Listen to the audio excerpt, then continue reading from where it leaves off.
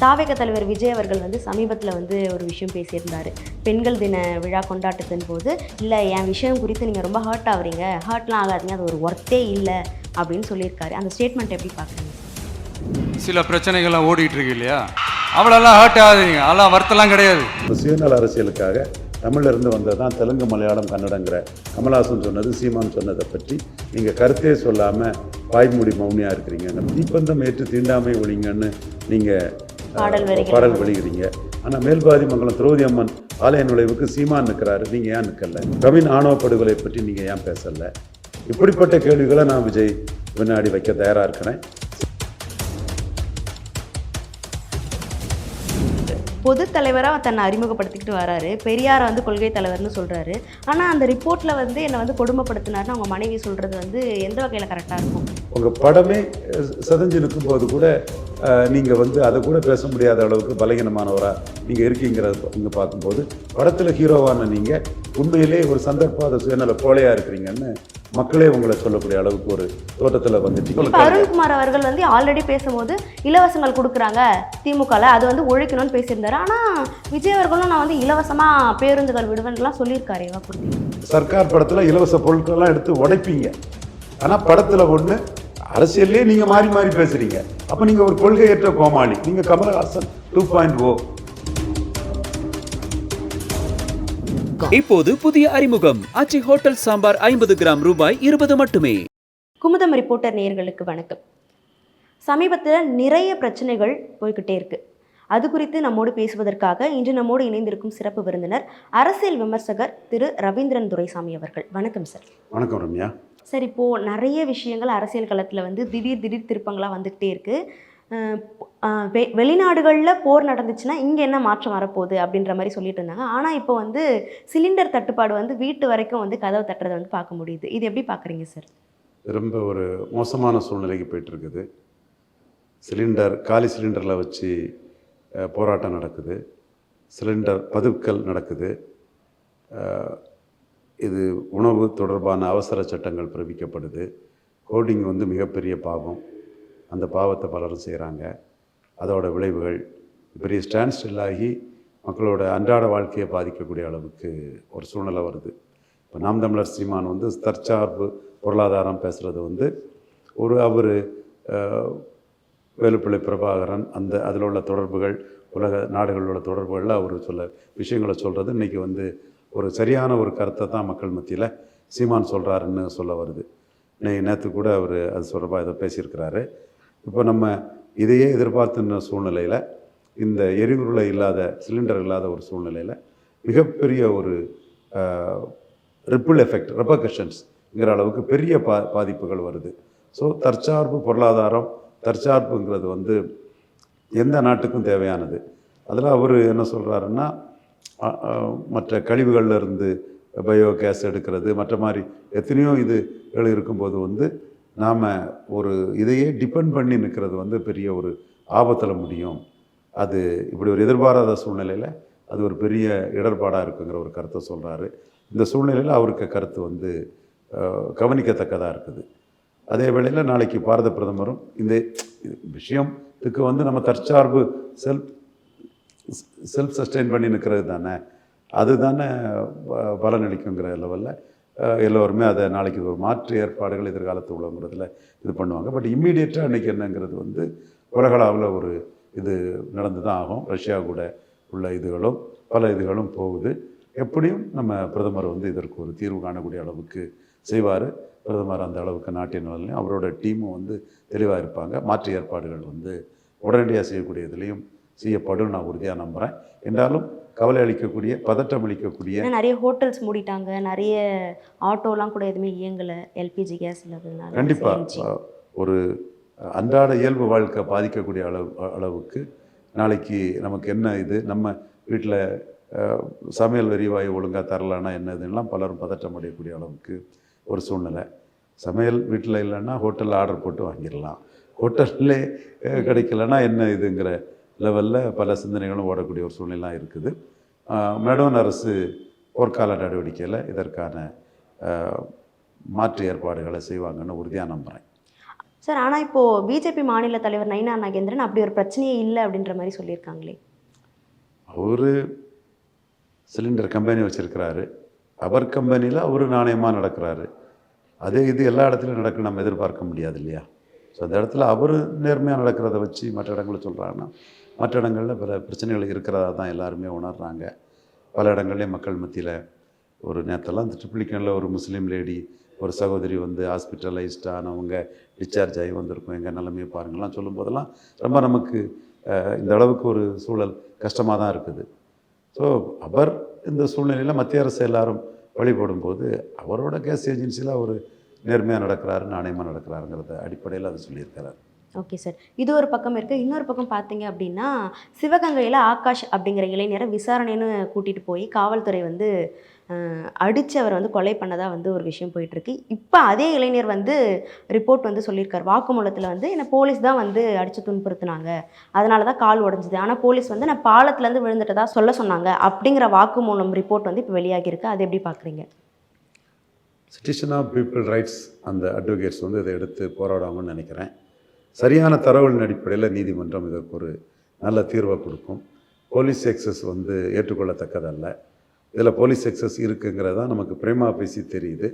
இதை நீதிமன்றத்தோட அணுகி, இது வெறும் வார்த்தைகளோ வெறும் இதுவோ வந்து நீதிமன்றத்தை முன்னுக்காது, தரவுகளோடு அதை நிரூபித்து தக்க உகந்த நடவடிக்கையை எடுக்குவதற்கான வேலைகளை மனித உரிமைக்காக பாடுபடக்கூடிய வழக்கறிஞர்கள் செய்வார்கள் நான் எதிர்பார்க்குறேன். ஏன்னா தொடர்ந்து இப்போ நிறைய போலீஸ் கஸ்டடியில் வந்து மரணங்கள் நிகழறதா வந்து நிறைய ரிப்போர்ட்டுகள் வந்து சொல்லுது சார்.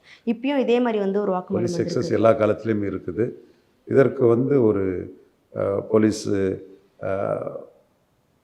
ஸ்டேஷன்களில் சிசிடிவி மஸ்ட்டு, விசாரணைக்கு போது மஸ்ட்டு, சில கண்டிஷன்கள்லாம் வேணும். அப்படியே இருந்தாலும் கூட அஜித்குமார் மரணங்கள் போன்றதெல்லாம் நடக்கத்தான் செய்யுது. அதற்கு வந்து சரியான ஒரு நீதித்துறை வந்து அவருக்கு சரியான ஒரு சட்டத்திட்டங்களும் அதற்கு தவறுகளுக்கு சரியான தண்டனை கொடுக்கும்போது இதற்கான சாத்தியக்கூறுகளும் வாய்ப்புகளும் குறையும். அந்த தண்டனை மட்டுமல்ல, அந்த டிரான்ஸ்பரன்சியோட சில விஷயங்கள் விசாரணை இருக்கணுங்கிற அளவுக்கு இன்னும் கொஞ்சம் மேம்பட்டால் இது இன்னும் சிறப்பாக இருக்கும்னு நான் கருதுகிறேன். Okay sir. இந்த மாதிரி பிரச்சனைகள் ஒரு பக்கம் போயிட்டே இருக்க, தாவேக தலைவர் விஜய் அவர்கள் வந்து சமீபத்தில் வந்து ஒரு விஷயம் பேசியிருந்தார். பெண்கள் தின விழா கொண்டாட்டத்தின் போது, இல்லை என் விஷயம் குறித்து நீங்கள் ரொம்ப ஹர்ட் ஆகுறீங்க, ஹர்ட்லாம் ஆகாதீங்க, அது ஒரு ஒர்த்தே இல்லை அப்படின்னு சொல்லியிருக்காரு. அந்த ஸ்டேட்மெண்ட் எப்படி பார்க்குறீங்க சார்? நான் அவங்களோட தனிப்பட்ட இதை பற்றி பேச வேண்டான்னு முடிவெடுத்துட்டேன். தங்களை டிஃபெண்ட் பண்ண முடியாதவங்களை பற்றி பேசக்கூடாதுன்னு முகமது நபி சொல்கிறாருன்னு என் நண்பர் சையத் முகமது சொல்லுவான், மறைந்த சகோதரர். அந்த இடத்துக்குள்ளே நான் ஒரு முடிவு எடுத்த பிறகு நான் இதை வந்து பேச வேண்டான்னே நான் முடிவு பண்ணிட்டேன். சார், ஒரு பொது தலைவராக தன்னை அறிமுகப்படுத்திக்கிட்டு வராரு, பெரியாரை வந்து கொள்கை தலைவர்னு சொல்கிறாரு. ஆனால் அந்த ரிப்போர்ட்டில் வந்து என்னை வந்து கொடுமைப்படுத்தினாருன்னு அவங்க மனைவி சொல்கிறது வந்து எந்த வகையில் கரெக்டாக இருக்கும்? இது தனிப்பட்ட வாழ்க்கையை நம்ம எப்படி சார் எடுத்துக்க முடியும்? நீதிமன்றம் தான் முடிவு பண்ணணும். ஹியர் த அதர் பார்ட்டிங்கிறது cardinal principle of natural justice. அவங்களோட ஒரு இது வருது, இவரும் என்ன செய்கிறாருன்னு பார்த்துக்கிட்டு நீதிமன்றம் அது முடிவெடுக்கட்டு, நாம் அதுக்குள்ளே நுழைஞ்சு எதுவும் சொல்லாண்டாங்கிறதான் என்னோட பார்வையாக. நான் இதில் விஜய் சகோதரரை பற்றி எந்த குற்றச்சாட்டும் நான் சொல்ல விரும்பலை. அது நீதிமன்றமும் சட்டமும் அதன் கடமையை செய்யட்டும். அவங்கவுங்க சட்டத்தில் அவங்களுக்கு கொடுக்கப்பட்டுள்ள சாதகங்களையும் உரிமைகளையும் பயன்படுத்தி அவங்க நியாயங்களை நீதிமன்றத்தில் நிலைநாட்டுன்னு நான் நினைக்கிறேனே தவிர, இதை பொது விவாதத்துக்கு நான் கொண்டு வர விரும்பலை, இதுவரை பண்ணலை, இனிமேலும் நான் பண்ண விரும்பலை. Ramya, please. Okay sir. Vijay பொறுத்தளவில் தமிழ்லேருந்து வந்தது தான் தெலுங்கு, மலையாளம், கன்னடம்ங்கிற அந்த சீமான்னு சொல்கிறதுல ஏன் நீங்கள் பம்புறீங்க, பதுங்குறீங்க? 25 படம் நடிக்கலை, 26 உங்கள் படம் அடித்து நொறுக்கப்பட்டுட்டு அது ஒரு பெண்டிங் படம் மாதிரி ஆகிப்போச்சு. 27 அல்லது 28 நீங்கள் மீண்டும் படம் நடிக்க வருவீங்க. அப்போ உங்களுக்கு கேரளா மார்க்கெட்டு, ஆந்திரா மார்க்கெட், கர்நாடகா மார்க்கெட்டில் உள்ள கன்னடர், தெலுங்கர், மலையாளி இவங்கெல்லாம் படம் பார்க்கணுங்கிறதுக்காக, ஒரு சுயநல அரசியலுக்காக தமிழிலிருந்து வந்தது தான் தெலுங்கு, மலையாளம், கன்னடங்கிற கமல்ஹாசன் சொன்னது, சீமான் சொன்னதை பற்றி நீங்கள் கருத்தே சொல்லாமல் வாய்மூடி மௌனியாக இருக்கிறீங்கிறத குற்றச்சாட்டை அரசியல் ரீதியாக நான் விஜய் மீது வைக்கிறேன். அதே மாதிரி சீமான் வந்து பரையர் தேவேந்திர குல வேளாளருக்கு 5 விழுக்காடு இடஒதுக்கீடை உயர்த்தி கொடுக்கணும்னு சொல்கிறாரு. என் தமிழ் மக்களுக்கு பெரிய பாதிப்பு. 54 காமராஜர் விகிதாச்சார அடிப்படையில் இடஒதுக்கீடு கொடுத்தாரு, 74 கலைஞர் கொடுத்தாரு, 89 கலைஞர் கொடுத்தாரு.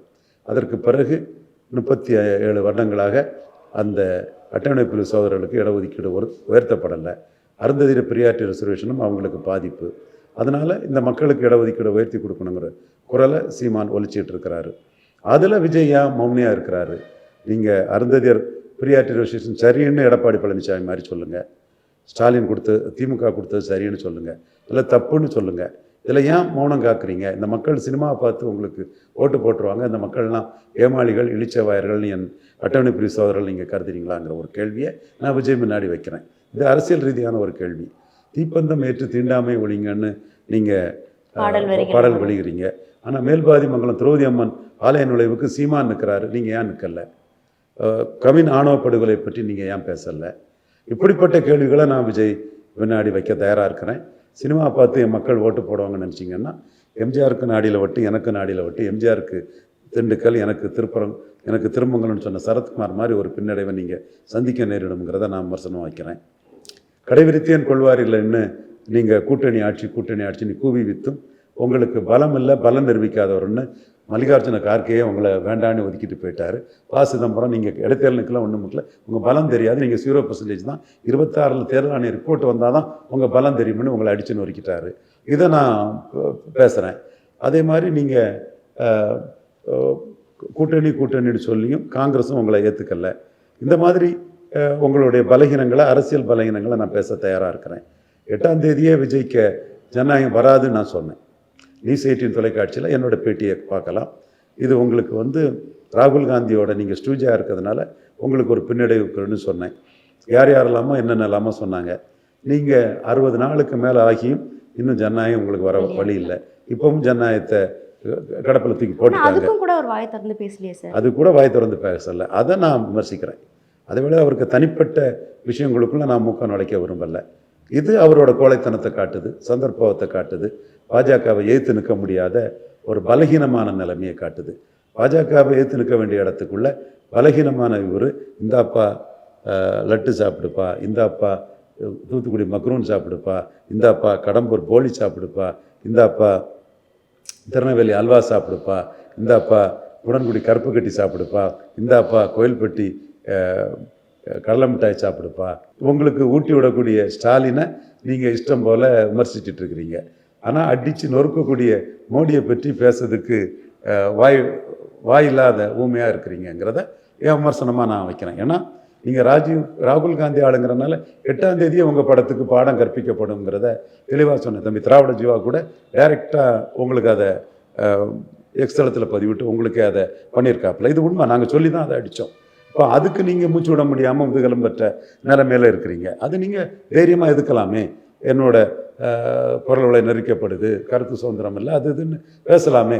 அதை பேச முடியாத பலகீனமானவங்க இருக்கிறீங்கிறத நான் சொல்கிறேன். இன்னும் சொல்லப்போனால் ஜனநாயகத்தில் விழுந்து அடிக்க பிறகு உங்களோட குரல் உச்சஸ்தாயில் பேசுனதுமே இறங்கி போச்சு. இந்த பலகீனத்தை நான் எக்ஸ்போஸ் பண்ணுறேன். உங்கள் சந்தர்ப்பத்தை, பச்சவந்தித்தனத்தை எக்ஸ்போஸ் பண்ணுறேன். ஜோசப் விஜய் ப்ரோ, உங்களோட தனிப்பட்ட வாழ்க்கையை பற்றி நான் பேச விரும்பல, பேச மாட்டேன். அருண்குமார் அவர்கள் ஆல்ரெடி பேசும்போது இலவசங்கள் கொடுக்குறாங்க திமுகவில், அது ஒழிக்கணும்னு பேசியிருந்தாரு. ஆனால் விஜய் அவர்களும் நான் இலவசமாக பேருந்துகள் விடுவேன்லாம் சொல்லியிருக்காரு வாக்குறுதியில். இதுதான் மோசடித்தனம், மக்களை ஏமாற்றக்கூடியத்தனம், மொள்ளமாரித்தனம், மக்களை ஏமாளிகள் இழிச்சவாயர்கள் நினச்சிக்கிட்டு மக்கள் மறந்துடுவான்னு சொல்லக்கூடிய இது. எடப்பாடி 2000 ரூபா அனௌன்ஸ் பண்ணதுமே அந்த அருண்குமார் ஐஏஆர்எஸ் என்ன இலவசங்கள் நாட்டுக்கள்னு ஒரு அரசு அதிகாரி அது தப்புங்கிற பாணிகள் அது சொன்னார். அப்போ நான் தான் கேட்டுட்டு இருந்தேன், நீங்கள் என்ன சொல்றீங்கன்னு கேட்டுட்டு இருந்தேன். கடைசியாக அவர் ஸ்டாலினுக்கு தான் இந்த இலவசங்கள் ஓட்டு விடுன்னு தெரிஞ்சதும் ஸ்டாலினுக்கு போட்டியா, அதுவும் எடப்பாடிக்கு போட்டியாட்டு, அல்லது எடப்பாடியோட கூட்டணி சேர்றதுக்கு வசதியாட்டு, எடப்பாடிக்கு போட்டியாட்டோ எடப்பாடியோட கூட்டணி சேர்றதுக்கு வசதியாட்டோ 1000, 2000, 2500 அனௌன்ஸ் பண்ணிட்டாரு. இதில் நான் திரும்ப சொன்னது சீமான் விஜய் கம்பாரிசன், சீமானுக்கு கெயினா முடியும் கடைசியா. அந்த மாதிரி தான் இப்போ இலவசங்கள் நாட்டுக்கு கேடு, வளர்ச்சி திட்டம் தான் வேணும்னு சீமான் ஒரு 5-6 வருடமாக கன்சிஸ்டண்டாக ஒரே கருத்தை சொல்லிட்டு இருக்கிறாரு. நீங்கள் ஒருக்கா காலையில் இலவசங்களுக்கு எதிராக பேசுவீங்க, உங்களோட சர்க்கார் படத்தில் இலவச பொருட்களெல்லாம் எடுத்து உடைப்பீங்க. ஆனால் படத்தில் ஒன்று, அரசியல்லே நீங்கள் மாறி மாறி பேசுகிறீங்க. அப்போ நீங்கள் ஒரு கொள்கையற்ற கோமாளி. நீங்கள் கமலஹாசன் 2.0, கமலஹாசன் 2.0 மாற்றி பேசக்கூடியவங்க. நாளைக்கு நீங்கள் என்ன அரசியல் முடிவு எடுக்கக்கூடிய ஒரு டெம்பரரி காளான், புற்றீசல். நீங்கள் ஒரு தற்காலிக அரசியல்வாதி, சுயநலத்துக்காக உங்கள் கொள்கையே மாற்றி உங்கள் கட்சி நிர்வாகி சொன்னதே மாற்றி சொல்கிறீங்கன்னா மக்கள் உங்களை நம்ப மாட்டான். நீங்கள் மக்கள்கிட்ட ரெட்டை வேடம் போடுறீங்கிறத மக்கள் உணர்ந்துக்குருவான். இங்கே 2500னதும் கூடுதலாக ஏழை மக்கள் ஓட்டு வந்துடும். நீங்கள் கணக்கு போடுறீங்க. நீங்கள் தான் சொல்லியிருக்கீங்க இலவசங்கள் நாட்டுக்கு கூடாதுன்னு. நீங்கள் தான் சர்க்கார் படத்தில் இலவசத்துக்கு எதிராக அடிச்சிருக்கீங்க. அது படம். பட் நீங்கள் அரசியல் ரீதியாகட்டும் உங்கள் அருண்குமார் வந்து இலவசத்துக்கு எதிராக பேசியிருக்கீங்க. பேசி ஒரு 15 நாள் தான் ஆகுது. அப்போ நீங்கள் வந்து என்ன அரசியல் பண்ணுறீங்க? எவ்வளோ ஒரு சந்தர்ப்பவாத சுயநல ஒரு ரெட்டை வேடை மாய்மாலை பொய்யான ஒரு அரசியலை பண்ணுறீங்க. மக்கள் எப்படி உங்களை நம்புவோம்? ஸோ எடப்பாடியாவது பரவாயில்ல, அவர் 1000-2000 ஒரு இலவச கோஷ்டி. அது நீங்கள் 2 கட்டான ஆட்டு ஆகிட்டு இருக்கீங்க. ஒன்றில் அங்கே நின்றுங்க அல்லது இங்கே நின்றுங்க. அதான் சீமான் சொல்லார். தம்பி நீ வலமும் போகாமல் இடமும் போகாமல் நடுவில் போனால் அடிபட்டுருவோம். இப்போ இலவசத்துக்கு வேண்டான்னு சொல்லக்கூடியவங்களும் உங்களை ஆதரிக்க மாட்டாங்க. உங்கள் இலவசம்னு சொல்கிறதும் மோசடின்னு அவங்க பார்க்குறாங்க. அதே மாதிரி அவர் சொன்ன வாக்குறுதிகள் எல்லாமே ஆந்திராவில் இருக்கிற அவங்க சொன்ன வாக்குறுதிகளும் திமுகவோட வாக்குறுதிகளும் கலந்து காப்பி அடித்து சொன்னதாக அவர் சொல்கிறாங்க ஒரு தகவல். அது எப்படி சார் பார்க்குறீங்க? சரி, ஏதோ ஒரு வாக்குறுதி சொல்கிறாரு. ஒரு அரசியல் கட்சி என் முகத்துக்கு தான் ஓட்டு ஆணவமாக இருக்காமல் வாக்குறுதி கொடுத்தா அந்த வாக்குறுதிகளுக்கு ஓட்டு வரணும்னு ஒரு முயற்சி பண்ணுறாரு இல்லையா? அந்த அளவுக்கு நம்ம பாராட்டலாம். நானாக தான் சொன்னேன், முகத்துக்கு தான் ஓட்டு நீங்கள் கிளைம் பண்ணுறது தப்பு. முகத்துக்கு ஓட்டை எடுத்து காட்டிக்கிட்டு நீங்கள் கிளைம் பண்ணால் கரெக்டு. உங்கள் முகம் போனியாகாத முகம் ஜோசப் விஜய் ப்ரோ. நீங்கள் வந்து ஜெயலலிதாவுக்கு எதிராக கோயம்புத்தூரில் போய் மோடியை பார்த்தீங்க. ஜெயலலிதா 6 விழுக்காடு வாக்கு உயர்ந்துட்டாங்க. ஜெயலலிதா 39 எம்பி சீட்டில் 37 சீட்டு ஜெயித்துட்டாங்க. உங்கள் தலைவாவை அடித்து தகர்த்து ஒருக்கிறதுல தப்பு தான் அது. ஆனால் மக்கள் அதை கண்டுக்கலையே. உங்கள் முகத்துக்கு எவனும் ஓட்டு போடலையே. உங்கள் முகம் போனியாக இல்லையே. அதனால நீங்கள் ஜெயலலிதா சாகிறது வரை அரசியலே பேசலையே. இதுதானே உங்கள் முகத்துக்கு லட்சணம். ஆனால் இப்போ அவர் பின்னாடி அவ்வளோ கூட்டம் இருக்கே சார். அந்த பெண்கள் தின விழாவில் கூட பெண்கள் அவர் பேசுகிற எல்லாத்துக்குமே ஆகும்னு சொல்லி அவர் கைத்தட்டி ஆர்ப்பரிக்கிறத பார்க்க முடியுது. கூட்டம் இருக்கு, நான் மறுக்க வரல. அந்த கூட்டம்ங்கிறது வாக்கல்ல, நிரூபிச்சாதான் வாக்கு. Untested not proved. காகித புலி ஏட்டு சுரக்கா. 2026 மே மாதம் தேர்தல் ஆணைய ரிப்போர்ட்ல தான் உங்களுக்கு என்னன்னு தெரியும். அதுவரை நீங்க பண்றதெல்லாம் மோசடி அரசியல், பிராண்டிங் அரசியல், ஏட்டு சுரக்க அரசியல், கதைக்குதவ அரசியல், கற்பனை அரசியல். அதைத்தான் நான் இது பண்றேன். இப்போ நீங்க வந்து என்ன சொன்னீங்க? 20 விழுக்காடு ஓட்டு விக்கிரவாண்டியில் விஜய்க்கு இருக்குன்னு சொன்னீங்க. 50,000 ஓட்டு இருக்குன்னு சொன்னீங்க. கருத்து கணிப்பு எல்லாம் சரிது. ஆன்லைன் மெம்பர்ஸே 50,000 சேர்ந்துட்டான்னு சொன்னீங்க. உங்களுக்கு 50,000 மெம்பர்ஸ் இருக்கிறாங்க.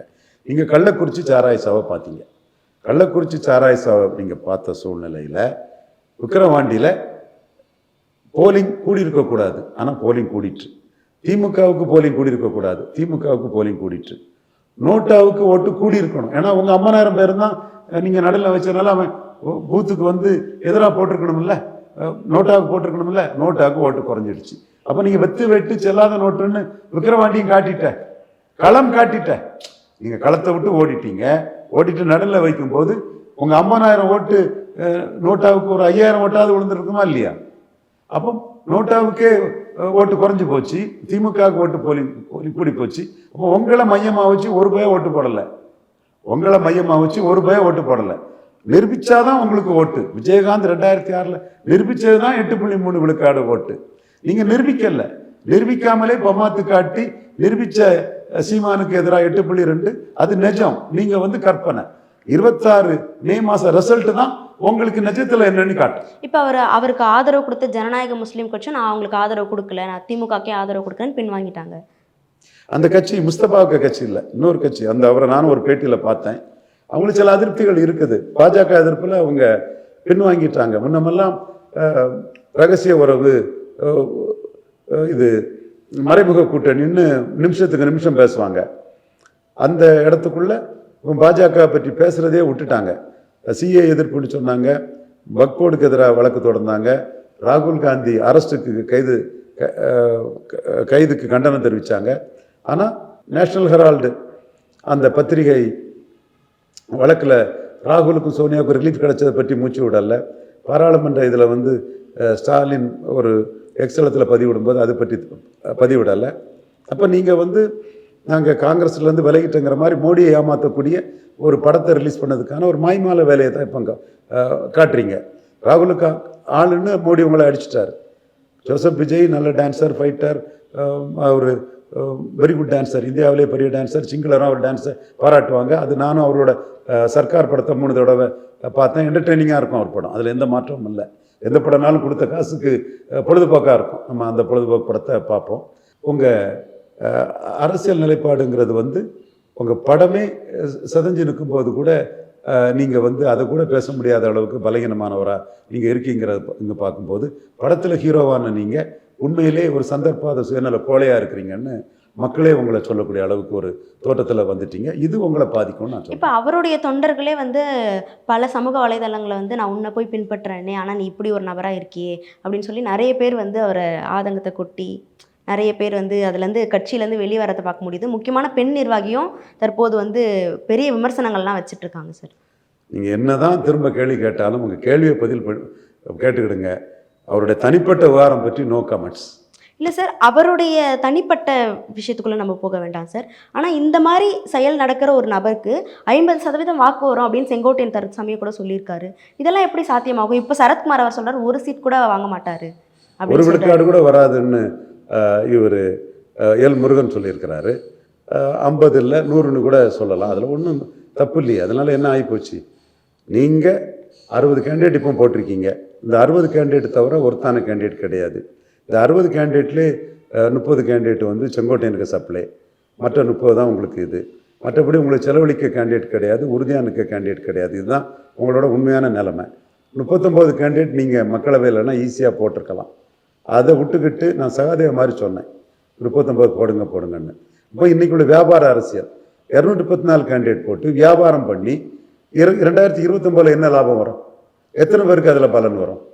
ஸோ 214 போட்டு இன்வெஸ்ட் பண்ணி செலவு பண்ண மாட்டாங்க. ஸோ இந்த இடம் உங்களுக்கு ரொம்ப சிரமமான விஷயம். நீங்களே பொலிட்டிக்கல் எக்ஸ்பென்சஸ்ங்கிறது ஜனநாயகம் படத்தை ஒரு பெரிய சூப்பர் ஹிட் ஆக்கி கடைசி படம்னு சொல்லி அரசியல் பரபரப்பை காட்டி ஆர்டிஃபிஷியல் இன்டெலிஜென்ஸில் மக்களத்தில் எம்ஜிஆரை கொண்டு வந்து பழைய எம்ஜிஆர் ரசிகரை தான் களத்துக்குள்ளே கொண்டு வந்து பெரிய வெற்றியாட்டாக்கணுன்னு தான் நீங்கள் கனவு கண்டீங்க, திட்டம் போட்டீங்க. ராகுல் காந்திக்கு ஆளாக இருந்ததுனால மோடி அடித்த அடியில் திணறிக்கிட்டு பரிதாபமாக ரொம்ப ரொம்ப ரொம்ப வெக்ஸ் ஆகி போய் இன்றைக்கி நீங்கள் அனுக்கிறீங்க. இதுதான் உங்களுடைய நிலைமை. நாம் சொன்ன மாதிரி ராகுல் காந்திக்கு ஆதரவாக அரசியலுக்கு வரலை, நான் வளர்கிறதுக்கு நேர்மறையாக தான் வந்திருக்கிறேன் அப்படி நீங்கள் 39 போட்டிருப்பீங்கன்னா உங்களுக்கு இன்றைக்கி இந்த இடர்பாடும் இல்லை, துன்பமும் இல்லை, துயரமும் இல்லை. நீங்கள் வரும்போதே ஒருத்தருக்கு எதிராட்டும் ஒருத்தருக்கு ஆதரவாக இருந்ததுனால மாட்டிக்கிட்டு நிற்கிறீங்க. இப்போ உங்களுக்கு கேண்டிடேட்டே சரியாக கிடையாது, 60 கேண்டிடேட் தான் போட்டிருக்கீங்க. ஏன் 214 கேண்டிடேட் போடலை? மற்ற இடங்களுக்கெல்லாம் என்ன கேண்டிடேட் என்ன பண்ண போகிறீங்க? யார் கேண்டிடேட்? இந்த 60 கேண்டிடேட்டுக்கு யார் யாரெல்லாம் கேட்டால் யார் யார் இருக்கா, ஏதாவது ஒரு தகவல் உண்டா? ஒன்றும் இல்லை, எல்லாம் மர்மம் முடிச்ச மாதிரி அவ்வளோ ஃபார்ம் இவ்வளோ ஃபார்ம். நீங்கள் கடைசியில் இப்போ 60 கேண்டிடேட்டுக்கு ததிக்கு நொத்தம் போட்டிருக்கீங்க. இந்த 60 தான் முதல் சுற்று 60 தான் உங்களுக்கு கேண்டிடேட்டு, மற்றபடி கேண்டிடேட் இல்லை. விருப்பம் நிறைய பேர் வாங்கிட்டு போனதாக சொன்னாங்களே சார். இப்போ நீங்கள் நார்வேலில் வந்து மாதவன்னு ஒருத்தர் கேண்டிடேட் போட்டிருக்காங்க. எத்தனை பேர் பணம் கட்டினாங்க, எத்தனை பேர் வந்தாங்கங்கிறதெல்லாம் பார்க்கணும் இல்லை. இதுலேயே நீங்கள் மோசடி வேலையை தான் பண்ணுறீங்க. இப்போ 214 உங்களுக்கு இல்லைங்கிறது தான் இன்னும் தெரியுது. இல்லைங்கிறத மறைக்கிறதுக்கு எப்படியாவது கஷ்டப்பட்டு போட்டுருணுன்னு இன்னும் மீதி ஒரு 170 கேண்டிடேட்டுக்கு தக்கன என்ன பண்ணு நீங்கள் திணறிக்கிட்டு அதை பிடிச்சி எடுத்து பண்ணுறீங்க. இது வெளிப்படையாட்டால் உங்கள் கேண்டிடேட் செலெக்ஷன் இன்டர்வியூ நடக்குது, 4 மூத்த தலைவர்கள் வந்து ஒரு தொகுதிக்கு எத்தனை பேர் வராங்க என்ன வராங்கன்னு இல்லை, எப்படியாவது கஷ்டப்பட்டு எடுத்து கேண்டிடேட் போட்டுறணும். இது செங்கோட்டையன் வரலன்னா இது கூட நீங்கள் பிடிச்சி கேண்டிடேட் போட்டிருக்க மாட்டீங்களா போல தெரியுது. உங்ககிட்ட இருக்க கேண்டிடேட் எல்லாம் பிஸியானதுக்கு கேண்டிடேட்டு, செங்கோட்டையனுக்கு கேண்டிடேட், வேறு எங்கேருந்து கேண்டிடேட் வரப்போகுது? அதை ஒரிஜினாட்ட எத்தனை கேண்டிடேட் இருக்காங்க? இல்லை, கேண்டிடேட் இல்லைங்கிறது தான் உண்மை. ஒருத்தியான கேண்டிடேட் கண்டிப்பாட்டே இல்லை, ஒருத்தியான கேண்டிடேட்டு கண்டிப்பாட்டே உங்கள்கிட்ட இல்லை. இந்த கேண்டிடேட் நிற்பானா, தாக்கு பிடிப்பானா, பிரச்சாரம் பண்ணுவானா, களத்தில் வந்து அருந்ததியர் பிரியாரிட்டி ரெசர்வேஷனை பற்றி உன் கருத்து என்னையா சொல்கிறேன்னு கேட்டால் பதில் சொல்லிவிடுவானா? பறையர் தேவேந்திர வேளாளருக்கு 5 விழுக்காடு இடஒதுக்கீடு உயர்த்தி கொடுக்கணும்னு சீமான் சொல்கிறதுக்கு பதில் என்னன்னு சொல்லிவிடுவானா? தமிழ் இருந்து வந்தால் தான் தெலுங்கு மலையாளம் கன்னடம்னு ஒரு நாம் தமிழர் கேடர்ஸ் வந்து ஓட்டர்ஸை வச்சு சொல்லி கேட்டால் பதில் சொல்லிவிடுவாங்களா? ஒன்றுமே தெரியாது. அப்போ இந்த சூழ்நிலையில் நீங்கள் ரொம்ப சிரமப்படுறீங்க, கஷ்டப்படுறீங்க. 39 சிம்பிளாக போட்டுட்டு போயிருக்கலாம், இவ்வளோ விஷயங்கள் வராது. நம்ம சகாதேவ மாதிரி சொல்லியும் 39 போடாமல் 214 போடாமல் கஷ்டப்படுறீங்க, முடியாமல் கஷ்டப்படுறீங்க. கமல்ஹாசன் 39 போட்டுக்கிட்டார், நியர்லி போட்டுட்டார். 214 போட முடியாமல் சரத்குமாருக்கு 40, இவங்க பாரிவேந்தருக்கு 40ன்னு கொடுத்தாப்புல. இப்போவும் நீங்கள் சசிகலாவுக்கு 40, டாக்டர் ராமதாஸுக்கு 40 கொடுத்து போகிறீங்களா கொடுக்காம போகிறீங்களான்னு தெரியலை. கொடுக்காம போனால் உங்களுக்கு விக்கிரவாண்டி களத்தில் உங்களுக்கு போலரைசேஷனில் நீங்கள் மாட்டினது மாதிரி பறையர் சமூக ஓட்டெல்லாம் எங்களுக்கு வந்துடும். நீங்கள் கற்பனையாக நினச்சிங்கன்னா பறையர் சமூகம் பெரிய இன்டெலெக்சுவல் கம்யூனிட்டி, மிகப்பெரிய இன்டலெக்சுவலை தமிழ் மண்ணுக்கு கொடுத்த ஒரு கம்யூனிட்டி. 52, 57, 62 காமராஜருக்கு பேக்கிங் கம்யூனிட்டி, 77, 80, 84 எம்ஜிஆருக்கு பேக்கிங் கம்யூனிட்டி, 2019, 21, 24 வெற்றி வீரரா சகோதரர் தொல் திருமாவளவன் வட தமிழகத்தில் இருக்கிறதுக்கு காரணமான கம்யூனிட்டி. நீங்கள் சினிமாவை பார்த்து அவங்க ஓட்டு போடுவாங்கன்னு நினச்சிங்கன்னா மிகப்பெரிய ஏமாற்றத்தை விஜய் சந்திப்பார்.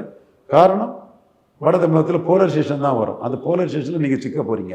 இப்போ நீங்கள் என்ன சொல்லிட்டு இருக்கீங்க, பறையர் ஓட்டெல்லாம் உங்களுக்கு விழுந்துடும், அதனால் ராமதாஸோட கூட்டணி இல்லைன்னு நீங்கள் சொல்லிட்டு இருக்கிறீங்க. இது உங்களுக்கு வந்து ஒரு கம்யூனிட்டியை எந்த ரீசனும் இல்லாமல் உங்களுக்கு சினிமாவை பார்த்து போட்டுருவான்ற ஒரு தவறான கண்ணோட்டத்தில் உங்களை சார்ந்தவங்க பேசுகிறாங்க. அது இல்லைன்னு திருமங்கலம் சரத்குமார் நிலைமையை நீங்கள் அடைவீங்க.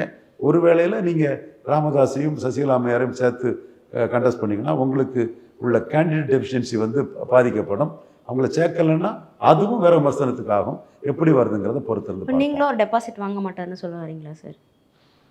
நான் வந்து அவர் களத்துக்குள்ளே வந்து பிரச்சனைகளை முன்வைக்கும் போது அவரை பற்றி நான் சொல்கிறேன். நான் வந்து இஷ்யூவில் வந்து கருத்து சொன்னால் தான் ஒரு தலைவர் நிற்க முடியும். நீங்கள் வந்து விஜயகாந்த் திருமங்கலம் திருப்பரங்குன்றத்தில் 15 விழுக்காடு வாக்கு எடுத்தாப்புல, அதே விஜயகாந்த் வந்து அம்பாசம்பத்தில் 2 விழுக்காடு வாக்கு தான் எடுத்தார், கிள்ளியூரில் 1 விழுக்காடு வாக்கு தான் எடுத்தார். கமலஹாசன் டிநகர் மயிலாப்பூரில் 15 விழுக்காடு வாக்கு எடுத்தார். அதே கமலஹாசன் வந்து உசிலம்பட்டி, ஆண்டிப்பட்டி, மேலூர் இங்கெல்லாம் வந்து 1 விழுக்காடு வாக்கு எடுத்தார். அப்போ இதில் பல நுணுக்கங்களும் பல இதுவுமே இருக்குது. நீங்கள் பிரச்சாரம் பண்ணால் ஓட்டு வந்துடும், நீங்கள் முகத்தை காட்டினா ஓட்டு வந்துடலாம். சும்மா நீங்கள் ஏற்கனவே 2 இடத்துல பல்பு வாங்கிட்டீங்க. ஜெயலலிதா நீங்கள் தோல்வி நாயகன் வெத்து வெட்டுன்னு ஜெயலலிதா உங்கள் முகத்துக்கெல்லாம் ஓட்டு கிடையாதுங்கிறத 2014 நிரூபித்து காட்டிட்டாங்க. உங்களை நீங்கள் எதிராக போன பிறகும் தலைவாவை அடித்து 6 விழுக்காடு உயர்ந்துட்டாங்க. அதே மாதிரி உதயநிதி ஸ்டாலின் உங்களை லெஃப்ட் ஹேண்டில் டீல் பண்ணிட்டார். என்றாலும் நீங்கள் அந்த ஆளுங்களை வச்சுக்கிட்டு உசிலம்பட்டி விஜய், திருப்பரங்குன்றம் விஜய்ன்னு வாக்களிக்கூடிய மக்களை ஏமாளிகள், எழுச்சவாரிகள் பேசுகிறீங்க. என்ன வாக்கு வருங்கிறது, என்ன இஷ்யூ எடுத்து அவர் நிற்கிறாருங்கிறத வச்சு நான் என் கருத்தை சொல்கிறேன். அவர் இஷ்யூக்குள்ள கருத்தை சொல்லதுக்கு முன்னாடி அவருக்கு வாக்க சொல்ல முடியாது. ஏன்னா மக்கள் பிரச்சனையின் அடிப்படையில் தான் வாக்களிப்பாங்க. இப்போது புதிய அறிமுகம் ஆச்சி ஹோட்டல் சாம்பார் 50 கிராம் ரூபாய் 20 மட்டுமே. மக்களின் நாடி துடிப்பை உணர்ந்த செய்தி தொகுப்புகள், அரசியல் களத்தை உற்றுநோக்கும் கோணங்கள். உங்கள் குமுதம் நியூஸ் 24/7 லிங்க் டிஸ்கிரிப்ஷனில்.